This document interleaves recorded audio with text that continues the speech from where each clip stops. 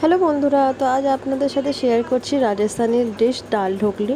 তো সেটা বানানোর জন্য চাই আপনাদের আটা, তাতে দিয়ে দিতে হবে অল্প বেসন, জোয়ান, হলুদ গুঁড়ো, নুন আর তেল দিয়ে ভালোভাবে মেখে নিতে হবে। তো লুচির আটা যেমন মাখা হয় তেমনই মাখতে হবে, আর তারপর ওটাকে আধা ঘন্টার জন্য রেস্ট দিতে হবে। তো আধা ঘন্টা পরে ওইগুলো এরম গোল গোল করে আঙুল দিয়ে টিপে টিপে এরম গোল গোল শেপ বানিয়ে নিতে হবে। তো তারপরে ডালটা সিদ্ধ চাপিয়ে দিতে হবে। তো এর জন্য দরকার পড়বে ছিলকাওয়ালা মুগের ডাল, যেটা মানে খোলা শুদ্ধ হয় সেই ডালটা। আর এই ডালটা না পেলে আপনারা তুর ডালও ব্যবহার করতে পারেন, যেটাকে আমরা বাংলায় অড়হর ডাল বলি, হলদে রঙের হয়, পাতলা। তো তারপর ডালটা সিদ্ধ চাপিয়ে দিলে ওটাতে আপনাকে ওইগুলো ডালটা ফুটে উঠলে গোল গোল আটার যেগুলো বানিয়ে রেখেছো এগুলো দিয়ে দিতে হবে। আপনাকে 15-20 মিনিট এটাকে সিদ্ধ হতে দিতে হবে। আর এটা সিদ্ধ হয়েছে কিনা সেটা বোঝার উপায় হলো একটা তুলে চাকু দিয়ে কেটে দেখবেন, যদি না চিপকে জানেন ওটা সেদ্ধ হয়ে গেছে।